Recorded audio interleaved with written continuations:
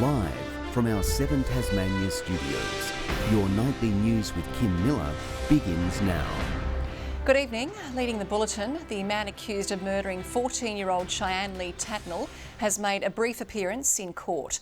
Christopher Mark Jordan from Scottsdale was charged late yesterday over the teenager's disappearance, nearly 3 months after she vanished. Taking the next step in the search for answers for a family left grieving. A 3-month investigation is now in the hands of the Tasmanian courts. 14-year-old Cheyenne Lee Tatnall's accused killer, Christopher Mark Jordan, shielded from cameras by security guards as he made his way to the dock for his first court appearance since being charged with murder. Wearing a black zip-up jacket and dark blue jeans, he did not say anything and remained expressionless during the brief mention. No application for bail was made and no pleas were entered. The appearance over within a minute as the 36-year-old made his way back to the remand centre. The Burnie teenager was last seen here on the Henry Street Bridge on April 30. Today, the area transformed into a memorial. Flowers tied to the bridge, ribbons, a symbol of community support for Cheyenne's family. Her mum posting to social media, "My baby girl, I love you so much." What are believed to be the young girl's remains were located just off a bush track at Nabola, 50 minutes away from where the teen was last sighted. It's not known how long they'd been there for. Police also honing in on the accused Buckney Roads property yesterday, before this in the afternoon. A 36-year-old has been taken into custody in relation to the disappearance of Cheyenne Lee Tatnall. The search, Northern Tasmania's largest, nearly 200 personnel looking for clues. Christopher Mark Jordan will return to the Launceston Magistrates Court on August 16. He'll appear by video link. Talia Jordan, 7 Tasmania News. And the Albanese government has come under fire for slashing funds from the Australian Antarctic Division. The Greens hitting out at a direction to cut $25 million from its operating budget, labelling the move an attack on science. This is a time in history when we're looking at a potential tipping point in our global climate that scientists are ringing the alarm bell on. This is a time in history to be increasing our budgets. We don't want any cuts at all to what is a valuable research and development opportunity. The federal government says the funding shortfall is related to the Noyina research vessel and no jobs will be lost as a result of the cuts. State Labor is again pushing its regional health credentials, pledging more support for the Tasman Peninsula if it wins the next election. Some locals have welcomed the commitment, but the Liberal government says its investment is helping improve access to services. A piece of paradise Tasmanians and tourists flock to. The Tasman Peninsula is a popular spot, but locals say access to healthcare is limited. Doctors, highly qualified nurses and allied health are big challenges. Staff at Nabina's aged care facility have extra training in emergency care, but the area's only ambulance can be called away or ramped in Hobart, leaving those needing a quick response vulnerable. We're not funded to handle that at the moment and not staffed to handle that. I think the Tasman Peninsula often gets forgotten. Labor promising to inject funding to upgrade the aged care facility and ambulance station. Also pledging nurse practitioners, a rural generalist doctor and allied health professionals. They can access that care locally. It would take pressure off the emergency services and the ambulance service. I love the idea of a nurse practitioner. I think that would be an amazing support after hours. The Premier says record investments are already being made, including in regional areas. Our acute care sector, our emergency departments, more hospital beds, but also that we are working in partnership with the federal government in improving primary health care. The government also talking up new elective surgery figures, which show the wait list below 8,000, a 35% drop since 2021. Leading the nation when it comes to elective surgeries per capita, and that's a testament to the hard work of our healthcare professionals. John Hunt, 7 Tasmania News. Regional communities have raised their infrastructure concerns with the Tourism Industry Council's new boss. Just a fortnight into the job, she's aiming to prepare our state for a boost in visitation with the arrival of the 2 Spirit of Tasmania ferries fast approaching. Commanding Tasmania's Tourism Council for less than 2 weeks, Amy Hills is diving into the job. What has been so heartening for me to do is to actually get out and talk with the operators that are putting their blood, sweat and tears into their businesses. Front of her mind is helping regional communities prepare for a wave of tourists due to arrive on the new Spirit of Tasmania vessels early next year. They'll have additional passenger capacity, additional lane capacity, and what we need to do as an industry is be ready to leverage that opportunity and get all those new visitors off the beaten track into our regions. Significant work and cash required to make that dream a reality. The road infrastructure on the East Coast does need urgent attention, and we have been asking for funding from both the state and federal governments. Electric car, vehicle chargers, those sort of things. We need to grow the capacity of that. We need to grow the capacity of the private sector products, camping and caravanning parks and that sort of thing, and also the public assets like dump points. Meantime, industry officials are also marketing our island as the place to be during winter to keep business booming all year round. A promising start to what's hoped will be a prosperous and sustainable future for the sector. Brianna Boylan, 7 Tasmania News. A 35-year-old woman escaped her Gagebrook home unharmed after a vehicle in her carport went up in flames in the early hours of this morning. Emergency services were called to the Baronia Place property around 3 a.m. to extinguish the fire. Police say damage to the car and house is extensive and are treating the blaze as suspicious. Anyone with information is urged to contact Crime Stoppers. A car owner has been threatened by a man armed with both a gun and a knife during a carjacking at Invermay last night. Emergency services were called to Invermay Road just after 6:30. They were obviously able to provide us with some detailed information. They're okay and at home. The stolen ex-trailer was later located alight at Waverley Lake. The weapons have not yet been located. Police believe it was an isolated and targeted incident. Anyone with information is asked to come forward. One of the largest wedge-tail eagles seen in Tasmania has been released back into the wild after a major recovery effort. But for every success story, there are others who aren't so lucky. Local organisation Raptor Refuge calling on Tasmanians to do more to protect the species. Taking flight as a free bird for the first time in 6 months. But for this wedge-tail eagle, its future wasn't always so bright. It was caught with its foot in the fork of a tree by a farmer, and the farmer actually broke the branch. It was on a low tree and he broke the branch, and the injured eagle landed on the ground and stayed there for 12 hours. Thankfully, she was picked up by the Raptor Refuge, the group nursing her back to health until she was flight fit. And she's one of the biggest of her kind, weighing in at more than 5.5 kilos, making today's wind near the Cressy Conservation Area all the more crucial. To have a positive outcome for the amount of dead birds that we get is fantastic. With humans playing a major role in the number of injured birds in rehabilitation, with common injuries caused by power lines, cars and even poison. The group's rescued just under 80 in the past year. The eagle was originally found about 2 kilometres from this spot, making it the perfect location to be released.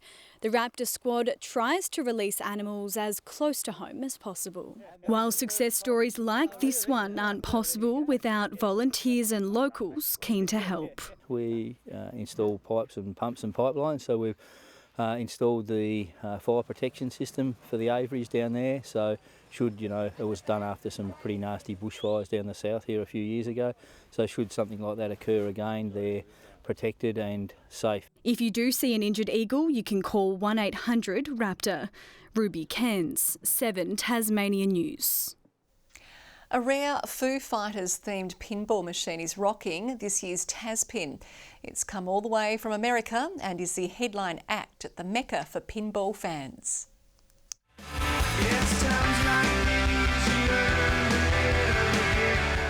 And it's times like these, pinball wizards learn to live again. TasPin's back, and one machine is hogging the limelight. Only came out a couple of months ago. TasPin Kingpin Justin Kingston secured the Foo Fighters special alongside 50 other finger-flipping units. It's our hobby and it's our passion. but we're now going to share it with the masses. The event's already sold out, and while it's a lot of fun, it also raises money for the 4K Children's Ward. Although I've got another confession to make, I'm a fool. When this machine gets the best, the best, the best, the best of you. While Tanya Graham is the best at her own machine, featuring Shrek. I like the sounds, the lights, just the colours, all the artwork that goes into it. She says pinball enthusiasts make their pride and joy the envy of those in the room. We put in like hours to get our machines all up to date with new lights and new rubbers and make sure that they're all clean and playing well. And plenty of play is ahead this weekend. Tom Johnson, 7 Tasmania News. UTAS has made another northern move, opening its latest development as part of the Invermay precinct relocation. River's Edge promising a more high-tech and state-of-the-art experience for students and staff. A new era for life on campus. This is a milestone day for education in Tasmania. This creates the best possible facilities to create more access for education here in the north. Some 1,500 students set to reap the benefits of the more than $45 million River's Edge building. That's where the legacy really lies, in the people that will work and learn within this wonderful infrastructure. The next generation of teachers, lawyers and business minds, just some of those to be housed under the one roof, kick-starting their careers with comfort and ease. Come together to fashion a building that is truly beautiful and very compelling. Today is unveiling the latest milestone in the university's relocation from Newnham to Invermay, hoping to breathe new life into the centre of the city. Is part of the Launceston City Heart, redeveloping the precinct here, making sure that we're actually growing and developing. Making education and knowledge the heart of the city. The four-storey complex boasting a range of amenities and assets for generations to come, the development incorporating Tasmanian materials and the local environment. The craftsmanship here is second to none. The design, the connection to the river. It's an amazing place for a student to study. Promising to reach new educational heights. Victoria Easto, 7 Tasmania News. One of Northern Tasmania's favourite arts events is gearing up to put a string in the step of festival goers. Junction Arts Festival has launched its spring equinox program, encouraging locals to come out of winter hibernation and shake off the winter blues. It is full of vibrant and extraordinary experiences, and the program is bursting with just so many great shows, things for the kids, things for the families. A large-scale performance work featuring 100 community members and Big Heat, which tells the story of a local wrestler. I started watching TCW when I was just 10 years old, and now I'm a wrestler there. And it's sort of my journey from a fan to now one of the biggest faces in the company. The festival begins on September 20 with the full program available online. Glenorchy's coach has challenged his team not to fade away in the final third of the TSL season. Despite being winless, the club has won plaudits for its competitiveness on the field. Fresh off a bye, they face a tough task against the ladder-leading Kingborough tomorrow. Josh Arnold calling on his team to build momentum into 2024.